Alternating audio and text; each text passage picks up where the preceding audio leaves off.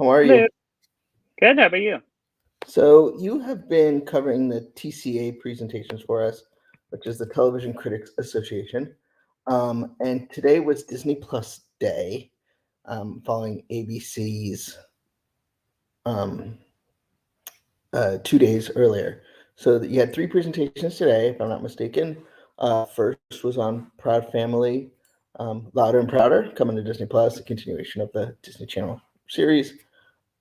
Then you had a presentation on some Earth Day things that were announced today, and then also a discussion with the book cast of Book of Boba Fett. Yep. All that is accurate. Sounds good. So, do you want to start with what did you learn about Proud Family? Yeah. So, Proud Family, Louder and Prouder. It's been 20 years since the team who made the Proud Family in the early 2000s have gathered together to work on something like this.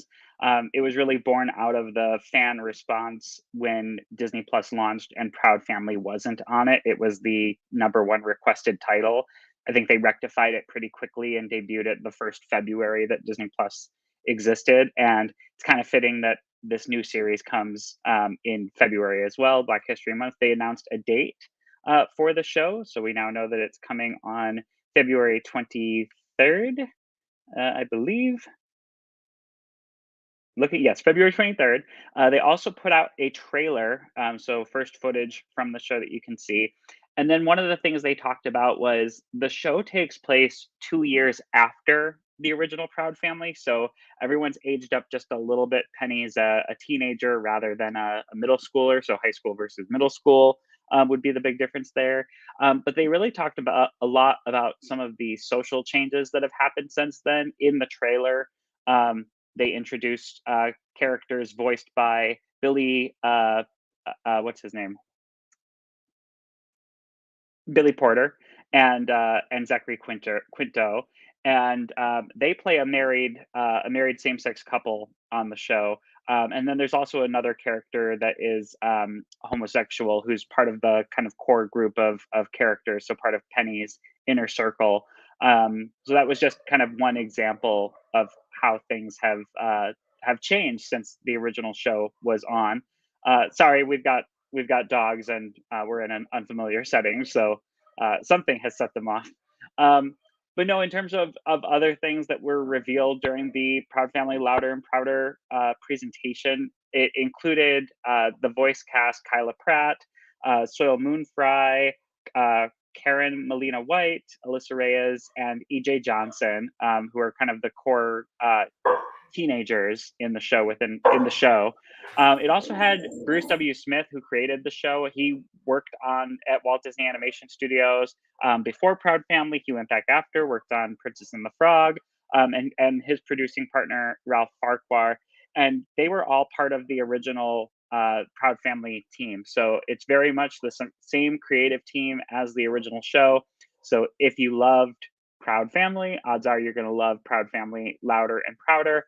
And one of the things that they talked about that was kind of special that I hadn't really thought about was we see a lot of reboots. Soil Moon Fry is actually part of one because she was on Punky Brewster, and then there's the Peacock reboot. But one of the things they talked about that was the benefit of an animated series being having an extension like this is they get to play the same characters. Their voices haven't changed that much, even though they physically have matured. And so that was interesting. What's going on? Is there like a cat in the backyard? Well, the landscapers are here, so. Oh, perfect timing. Okay. So that's Proud Family, which is coming in February. The other big item for February, or was going to be in February, was a Disney Channel sort of original movie type thing, Sneakerella, but that actually got pushed. So Proud Family seems like it's the big show for Disney Plus on February, where episodes will be released weekly, sort of coming up, kind of spinning out of the Book of Boba Fett release. Obviously, two very different titles. But there were some announcements today about Earth Day. Can you talk about those? Yeah. So, and if you can you mute? mute yourself and then I'll talk. Thank you. Perfect. So yes, Earth Day on Disney Plus. It's a big deal again this year. Last year, we had the Disney nature film Elephants, and a National Geographic special. This year, there's two National Geographic specials and a new Disney nature film, Polar Bear, from the directors and producers of Disney Nature Penguins. It's kind of a big deal, the announcement, because I think a lot of people, myself included, thought Disney Nature may have been done as a brand. Back in the day, they used to announce their film slates like 3 years out. So Penguins was on people's radar. Dolphin Reef, what became Dolphin Reef, was on people's radar. So was Elephant. But Polar Bear, we hadn't heard anything about. So this really came out of left field for anybody who's been watching Disney Nature's goings on. And another thing that's exciting about it is they always have, celebrity narration. So this time is two-time Academy Award nominee Catherine Keener, who you may recognize from the films Capote and Being John Malkovich. They haven't released any images yet, but and there weren't any screeners available, but we did get to see a sizzle reel of everything coming for Earth Day. So we got to see some footage from Polar Bear. As always with Disney Nature, it's a family story. So this one follows a polar bear mother and her two cubs, filmed in Norway.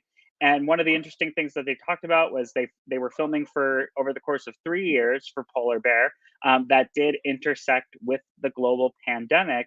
And they did have to completely stop everything. And one of the difficulties in getting the film finished was, for a while, Norway was not letting anybody from outside of the country in, just to stop the spread of coronavirus. And the directors are from the United Kingdom, so that created a little bit of a conflict. But all's well. The film was finished, and it's going to be ready on Earth Day this year, April 24th, I believe.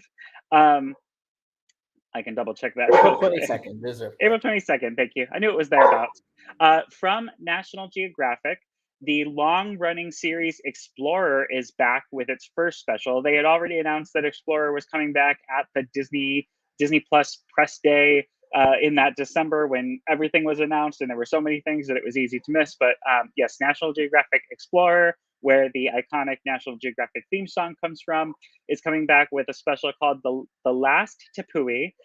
In this special, Alex Honnold from Free Solo pairs up with National Geographic explorer and climber Mark Synott, and they are on a mission to take Bruce Means, who is a biologist in his 80s, up this cliff in the Amazon that has never been studied for its biodiversity. And if you know anything about the Amazon, you know that almost daily they're discovering new species that we didn't know existed. So this is a first of its kind climb. Nobody has ever scaled this Tapui. They're bringing along this biologist who it's his life's dream to study this Tapui and find out what lives on it. And that includes both the rock face and on the top of the Tapui. So that's going to be very interesting. I'm excited for that. And then the third item, it's The Biggest Little Farm, The Return. You may remember a critically acclaimed documentary film from 2018 called The Biggest Little Farm. It followed the husband and wife team of John and Molly Chester, who left everything in their urban Los Angeles life to move to Ventura County and start a farm. And their goal with Apricot Lane Farms was to have it be completely self-sustaining, as minimal climate impact as possible. And so this follow-up film, coming to Disney Plus through National Geographic, really kind of fills in the gap of the 10 years that they've spent on this farm. It's a follow-up to the first film, which is streaming on Hulu. So if you have the Disney bundle, you can pair up what's on Hulu with what's going to be on Disney Plus. And they describe the atmosphere on the farm as being like a real life Charlotte's Web. There are some new animals on the farm since the last time a documentary film crew was there, including Emma the pig, who has a brand new litter, and a lamb who is described as adorable named Mo, who becomes really good friends with the family. So it's going to be a really cute, really heartwarming special this Earth Day from National Geographic there.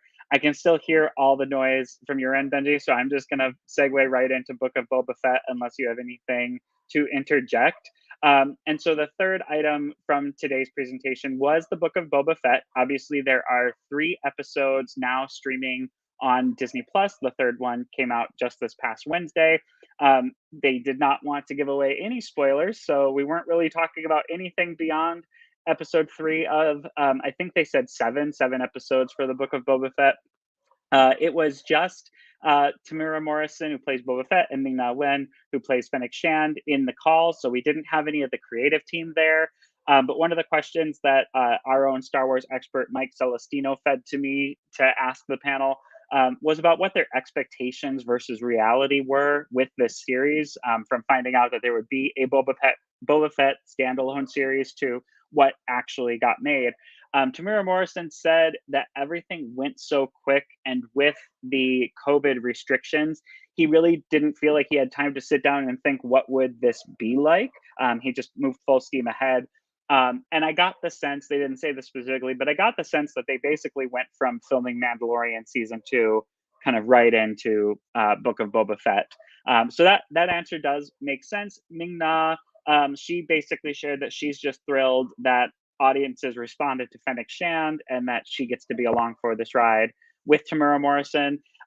He talked a little bit about his gratitude to George Lucas for casting him as Jango Fett in the first place, because had that not happened, had Boba Fett not been a clone of Jango Fett, had they not needed to show a face for Boba Fett at some point in this story, he probably wouldn't have been Boba Fett. So, he kind of brought that up as being something that he's grateful for. Ming-Na, somebody asked her to compare and contrast Fennec Shand with her character from Marvel's Agents of Shield, and she talked about how they're both kick-ass girls. They're both action heroes in their own right. But she did say that Fennec Shand is much more uh, lawless, I guess would be a good word. She talked about how her agent on Agents of Shield never wanted to deal with guns and never held one in the entire run of the show. But on Book of Boba Fett, she's all about whatever weapons she can hold in her hand to have as much power as possible. And they talked about the fun power dynamic between the two characters, Fennec Shand and Boba Fett, how Fennec Shand, clearly doesn't always agree with his ways and feels like he's too forgiving in many ways. They talked a little bit about the filming procedure on the show, which I thought was interesting. It very much reminded me of the way the Lord of the Rings trilogy was filmed, all as kind of one big stretch of filming, and then they went off and edited them in individual pods. So they talked a little bit about how this show was kind of filmed like one really big movie, going back and forth, not just between scenes in the timeline in an episode, but between episodes. Ming-Na said that there were some scenes that they filmed for the finale, which required Boba Fett to be in different costume, different makeup, which I guess is maybe a little spoiler, but we don't know exactly what that looks like. Whereas her character is pretty much consistent throughout, but they would film something that's from the last episode and then jump back to film something for the first episode. So that was interesting to hear that they had that kind of a filming schedule for it. And then I have not been tuned into social chatter on Book of Boba Fett, due in large part to the fact that I avoid spoilers, and then afterwards I'm just busy with other stuff. But I guess there was some a negative viewpoint of the way that the Tusken Raiders' demise was handled in this most recent episode, where this essentially the indigenous people of Tatooine, who took Boba Fett from the Sarlacc pit and helped him kind of get back to health, and they had this symbiotic relationship, how they then were destroyed. And I guess one of the criticisms was on the way that they were burned, which I guess depending on the indigenous culture, they didn't necessarily burn or cremate, but they would have an honored burial. Ming-Na kind of spoke in defense of Star Wars, just saying that burning burials is a Star Wars thing going back all the way to A New Hope, and that when you think about it, like they have the burning of Darth Vader, and I'm sorry, not Darth Vader, the burning of Qui-Gon Jinn Yule log that you can watch every year, where somebody looped that scene from the end of Phantom Menace. So there are things like that. It's just a Star Wars thing, so they kind of justified it a little bit that way. Tamara Morrison also said he identifies as an Indigenous person of New Zealand, and to him, nothing within the story or within the way they filmed it seemed disrespectful in any way. But obviously, we're speaking of vastly different Indigenous cultures from different countries, different continents. Um, so but the bottom line was no offense was meant, and they did go about it trying to be as respectful as possible. So I thought that was interesting. Do you have any other questions or any other things you felt like stood out? I mean, I think you pretty much covered that, but there was another Disney Plus announcement today that Justin references. Yes, You want to talk a and that little bit was about that? Well, yeah, what's interesting about that is they didn't talk about that at all, throughout the whole entire presentation. But yes, that news did break today. Tim Allen will return as Scott Calvin in a Disney Plus limited series, planned for, I think, this upcoming holiday season, which will be exciting because it's already going to be a busy holiday season starting in the fall with Hocus Pocus 2. Disenchanted, I'm going to guess they're going to do around Thanksgiving because the original came out as a Thanksgiving release. And then this will probably be their big December release. And I'm excited for it to be a series versus a movie because in the 2 years that there have been Christmases on Disney Plus, we've had, or 3 years, I'm sorry, where we've had Noel, we've had Godmothered, and we've had Home Alone, Home Sweet Home Alone. So we've always had like a holiday film from the streaming network, and it'll be interesting to see what they do with Scott Calvin in a streaming series. I am hopeful that more of the original cast are coming back. What's her name from Lost and Once Upon a Time as Mrs. Claus? My fingers are crossed. She'll be back. And even the son. It would be cool to see what he's up to after all this time because he's an adult now. I don't believe he's acting anymore. I know he's still involved in film though, so maybe he will consider coming back on screen for it. Well, cool. So we're going to have a little bit of a break from Disney branded TCA presentations, and you are virtually going to head to Sundance. Yeah. So we will have you on to talk about some of the things you've seen in Sundance next week, and then later on in February you're going to have Hulu, you're going to have Nat Geo and Disney branded television, FX, and whoever else knows what. So a lot going on, but thanks so much for sharing it all with us. And your content will be coming up on laughingplace.com over the next couple of weeks. So Yep. thank you. And thanks everyone for bearing with the barking dogs.